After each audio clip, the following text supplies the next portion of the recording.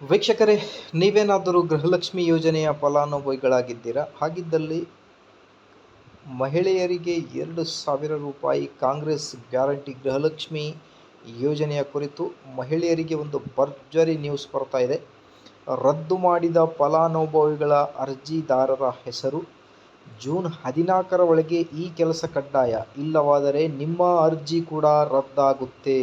S ವೀಕ್ಷಕರೇ, ಈ ಒಂದು ವಿಡಿಯೋ ಬಹಳನೇ ಇಂಪಾರ್ಟೆಂಟ್ ಆಗಿರುತ್ತೆ. ಬಹಳಷ್ಟು ವೀಕ್ಷಕರು ರದ್ದು ಮಾಡಿರುವ ಅರ್ಜಿದಾರರ ಲಿಸ್ಟ್ ಎಲ್ಲಿದೆ, ಹೇಗೆ ಸರ್ಚ್ ಮಾಡುವುದು, ನಮಗೆ ಕೂಡ ಹಣ ಬರ್ತಾ ಇಲ್ಲ, ನಮ್ಮ ಅಪ್ಲಿಕೇಶನ್ ಕೂಡ ರದ್ದಾಗಿದೆನಾ ಅನ್ನೋದ್ರ ಬಗ್ಗೆ ಕೇಳ್ತಾ ಇದ್ದರು. ಹಾಗಾಗಿ ಈ ಒಂದು ವಿಡಿಯೋದಲ್ಲಿ ರದ್ದು ಮಾಡಿದ ಫಲಾನುಭವಿಗಳ ಲಿಸ್ಟ್ ಆಗಲಿ ಮತ್ತು ಜೂನ್ 14ರ ಒಳಗಡೆ ಈ ಒಂದು ಕೆಲಸವನ್ನು ಕಡ್ಡಾಯವಾಗಿ ನೀವು ಮಾಡಲೇಬೇಕು.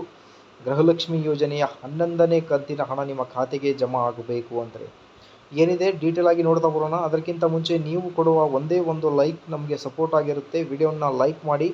ಇದೇ ಥರ ಸರ್ಕಾರದಿಂದ ಬರುವ ಎಲ್ಲ ಯೋಜನೆಗಳ ಬಗ್ಗೆ ಮಾಹಿತಿಗಾಗಿ ಚಾನಲನ್ನು ಸಬ್ಸ್ಕ್ರೈಬ್ ಮಾಡಿಕೊಳ್ಳಿ.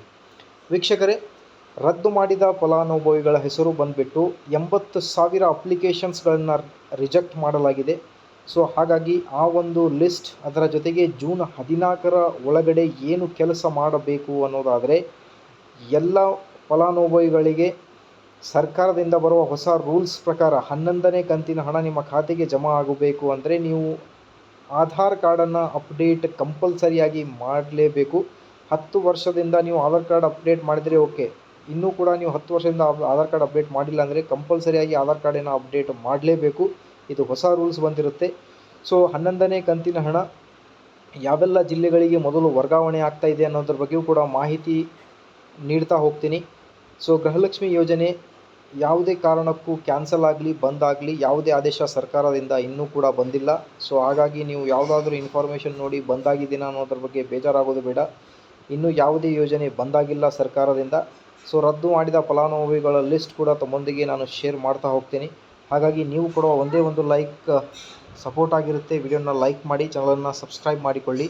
ಈಗ ಬಂದುಬಿಟ್ಟು ಮೊದಲು ಯಾವ ಜಿಲ್ಲೆಗಳಿಗೆ ಬರುತ್ತೆ ಮತ್ತು ಅರ್ಜಿದಾರರ ಲಿಸ್ಟನ್ನು ಡಿಸ್ಕ್ರಿಪ್ಷನ್ನಲ್ಲಿ ನಾನು ಆ್ಯಡ್ ಮಾಡಿರ್ತೀನಿ, ಅಲ್ಲಿಂದ ನೀವು ಸರ್ಚ್ ಮಾಡ್ಬೋದು. Thank you.